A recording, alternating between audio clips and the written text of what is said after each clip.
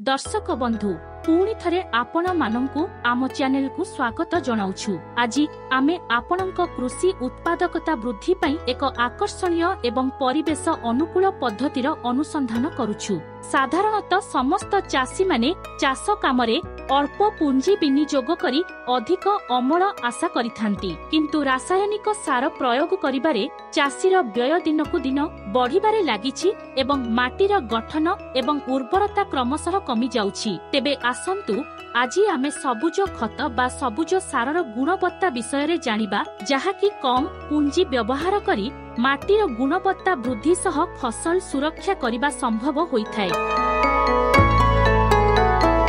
सबुज खत हेउछि एक कृषि अभ्यास जेउथिरे माटीर उर्वरता एवं गठन रे उन्नति आनिबा पई जनाशुना निर्दिष्ट गछ चाष करा जाय, जहाकू परवर्ती समय रे मुख्यतः माटी रे हळ करी मिसाई दिया जायथाय।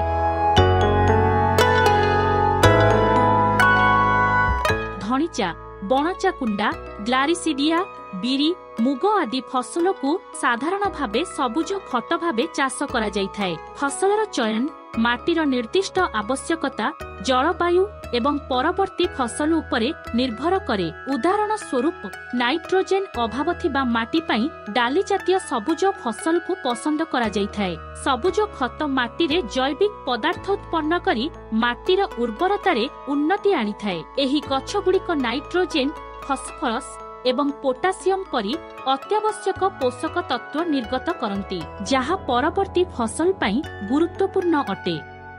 माटी रे जैविक पदार्थ मिसिबा द्वारा माटीर आर्द्रता बजाय रहे एवं माटीर गठन रे उन्नति होइथाय। सबुज खत फसल घास वृद्धि को मध्य रोकिबारे सक्षम होइथाय। एही फसल माटी को घोड़ाई पवन और पानी द्वारा हेउथिबा मृत्तिका क्षयरु मध्य रक्षा करिथाय। सबुज खत फसल साधारणतः मुख्य फसल अमल हेबा परे किंबा बसंत ऋतुरे मुख्य फसल रोपण करिबा पूर्वरु बुना जाय। मुख्य फसल लागिबा समय रे मध्य एहाकु चाष करा जाय पारे। सबुज खत फसल को साधारणतः पोषक तत्वर मात्रा वृद्धि करिबा पई फूल फुटिबा पूर्वरु माटी रे हळ करी मिसाई दिया जाय। धान चाष रे सबुज खत पई फसलर मासे किंबा 1.5 मास पूर्वरु लगा जाय।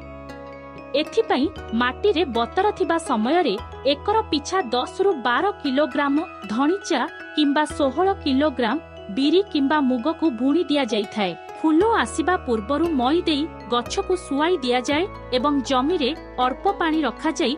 हळ करी गछ को माटी रे मिसा जाय। एहा परे धान रुआ जाय।